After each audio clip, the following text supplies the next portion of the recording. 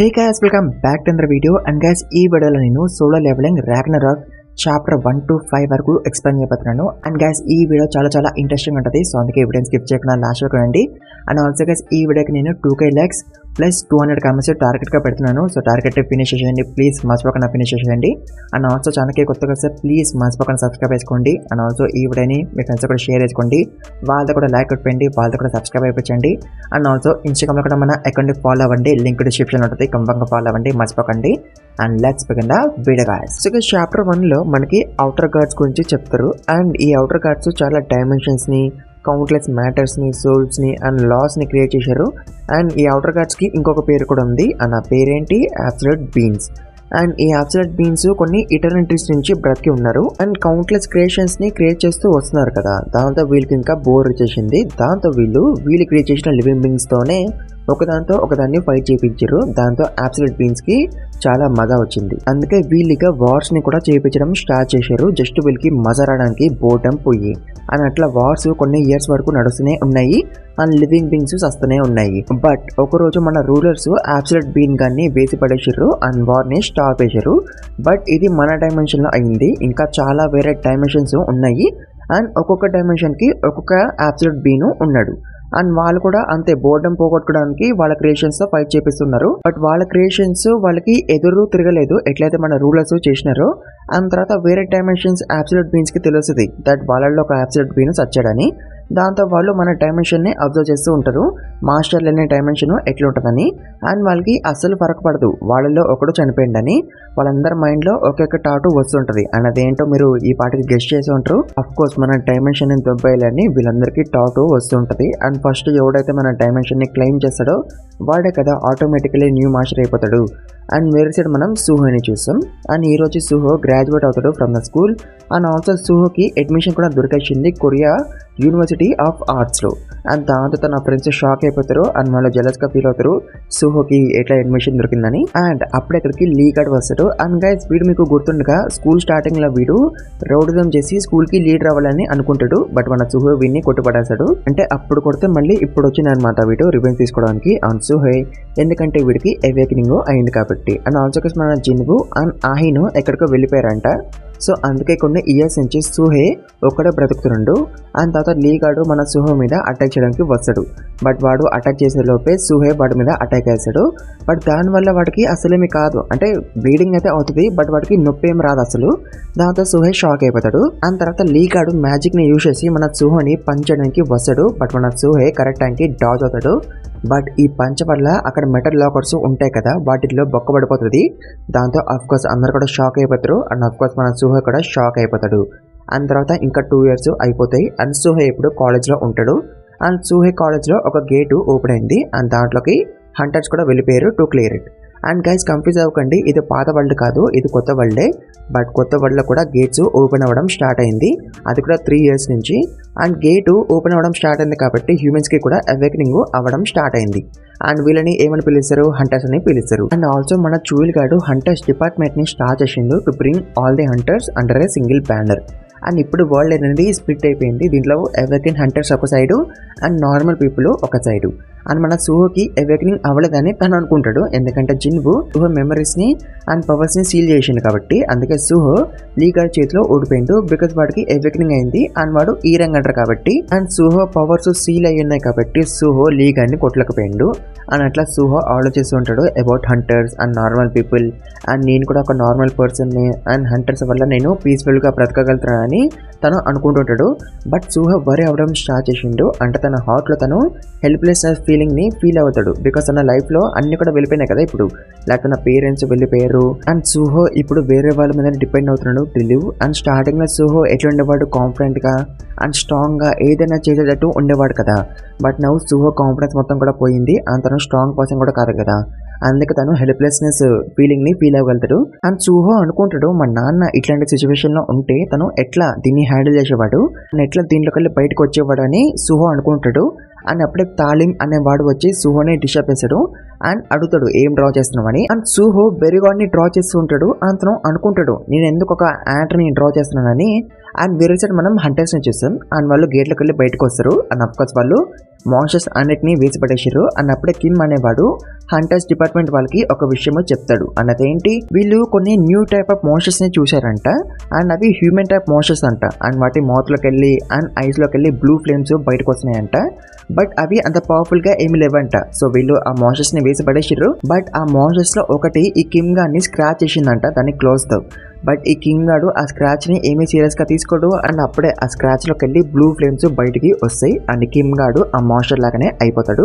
And ఇంకేముంది, వీడు అక్కడ ఉన్న పీపుల్ మీద అటాక్ వేస్తాడు అండ్ పీపుల్ ని కొరుకుతాడు. దాంతో వేరే పీపుల్ కూడా మాన్స్టర్స్ లాగా అయిపోతుంటారు. అంటే జస్ట్ లైక్ జాంబీస్ లాగా. అండ్ ఇదంతా కూడా సుహో కాలేజ్ లోనే అవుతుంది కదా. అండ్ దాంతో అఫ్కోర్స్ మన సుహో వీళ్ళని చూస్తాడు.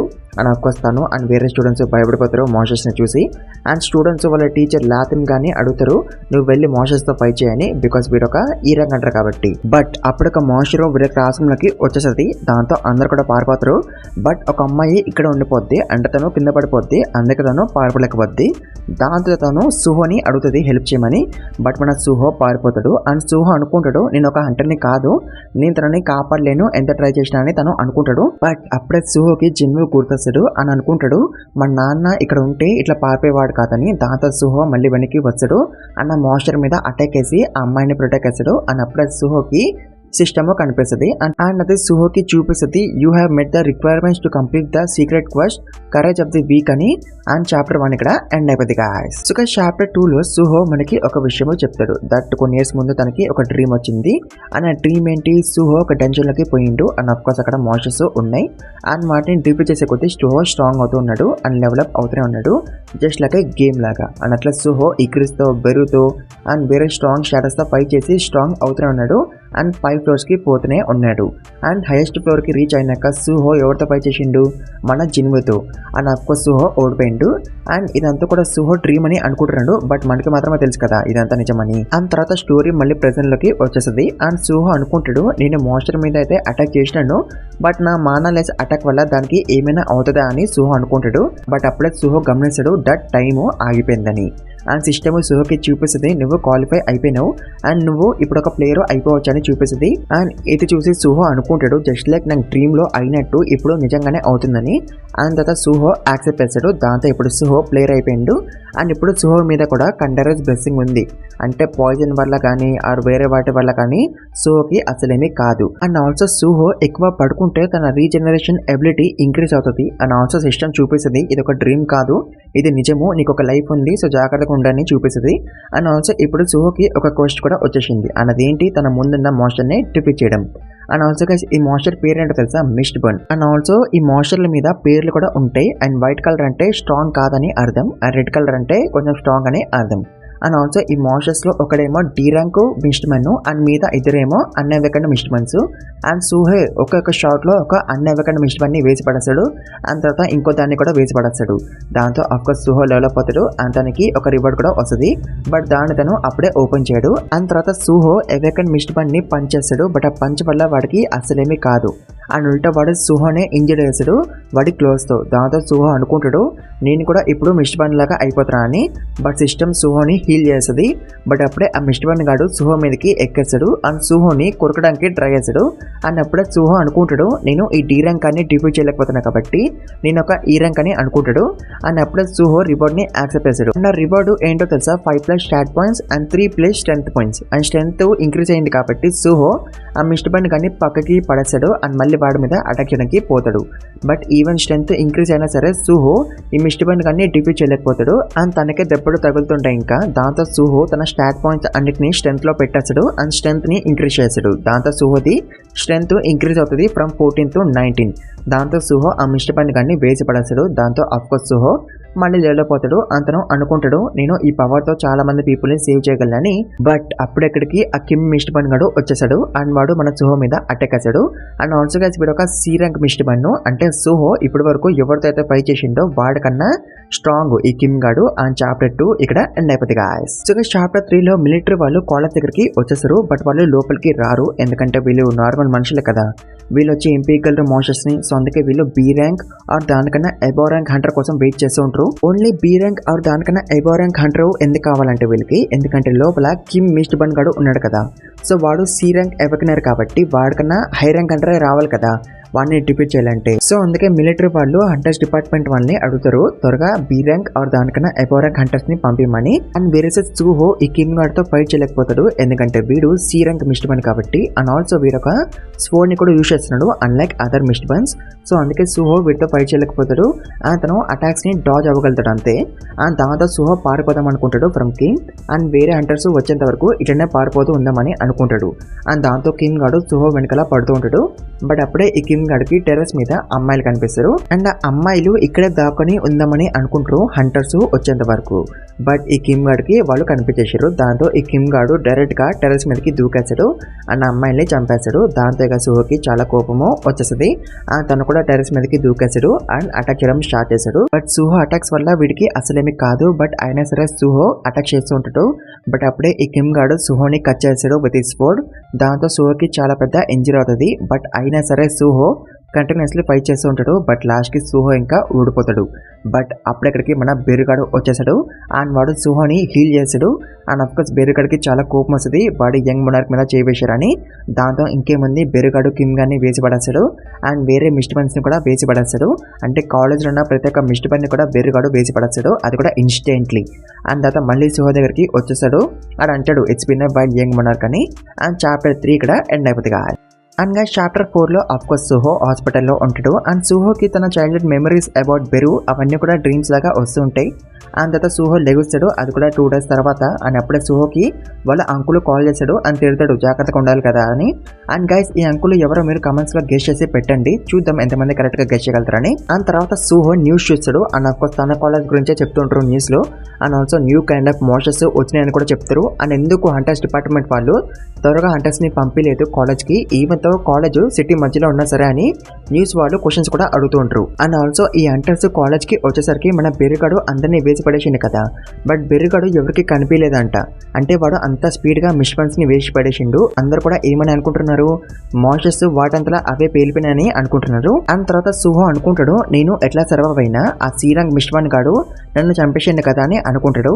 బట్ అప్పుడే బెరుగాడు బయటికి వస్తాడు అని అంటాడు ఇట్స్ బికాస్ నేను వాడిని వేసి పడేసిన కాబట్టి నువ్వు సర్వైవ్ అయినావు యంగ్ మొనార్క్ అని అంటాడు. అండ్ బెరుగాని చూడంగానే సూహోకి తన చైల్డ్హుడ్ మెమరీస్ అన్ని కూడా గుర్తొచ్చేస్తాయి. అండ్ సూహో అనుకుంటాడు ఎందుకు నేను ఇప్పటి వరకు బెరు గురించి మర్చిపోయినానని. అండ్ ఆల్సో సూహో అనుకుంటాడు ఎందుకు నేను చిన్నప్పుడు ఈ డార్క్ క్రియేచర్స్ లో ఉండేవాడినని. అండ్ తర్వాత సూహో బెరుతో అంటాడు ఎందుకు నువ్వు ఇంత చిన్నగా ఉన్నావని. దానికి బెరుగాడు అంటాడు నేను కొన్ని డైమెన్షన్స్ ని దాటి ఇక్కడికి వచ్చాను, అందుకే ఎక్కువ మానా కన్జ్యూమ్ అయిపోయింది నాది, అందుకే నేను ఇట్లా ఉన్నానని అంటాడు.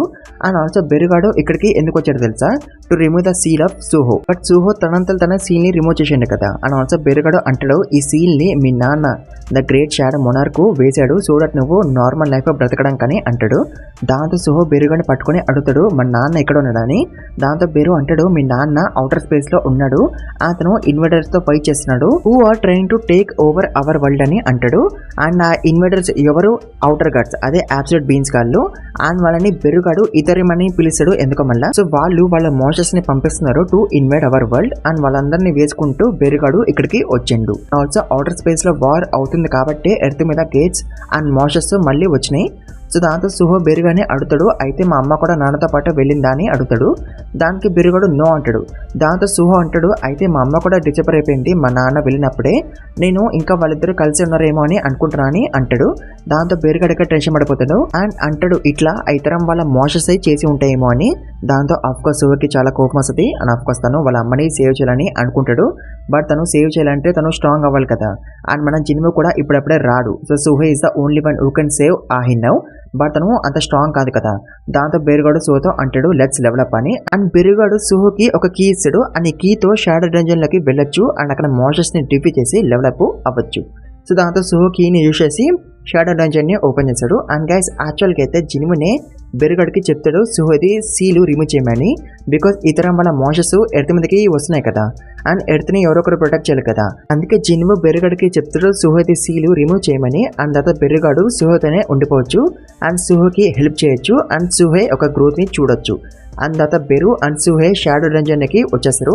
అండ్ బెరు సుహతో అంటాడు ఈ ప్లేస్ని ల్యాండ్ ఆఫ్ డెడ్ అని పిలుస్తారు అండ్ ఇక్కడికి లివింగ్ పీపుల్ రాలేరు వితౌట్ జిన్యూస్ పర్మిషన్ అని అంటాడు. అండ్ చాప్టర్ 4 ఇక్కడ ఎండ్ అయిపోతుంది గాయ్స్. సో చాప్టర్ 4 ఎండ్ దగ్గర చాప్టర్ 5 స్టార్ట్ అవుతుంది. అండ్ షాడో డంజన్ సుహోకి ఫెమిలియర్ గా అనిపిస్తుంది బికాస్ తను ఆల్రెడీ ఒకసారి వచ్చాడు కాబట్టి చిన్నప్పుడు ఇక్కడికి.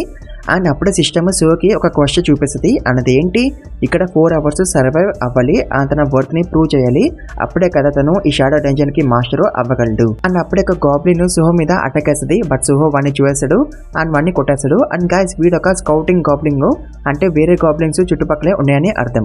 అండ్ ఈ స్కౌటింగ్ గాబ్లింగ్ సిగ్నల్ ఇవ్వచ్చు కదా వేరే వాటికి, బట్ సుహో దానికి ఆ ఛాన్స్ ఇవ్వడు. అతను ఆ గాబ్లిన్ ని వేసి పడేస్తాడు అండ్ గాబ్లిన్ ది యాక్స్ కూడా తీసుకుంటాడు. అండ్ అప్పుడే ఇక్కడికి వేరే గాబ్లిన్స్ వచ్చేస్తాయి.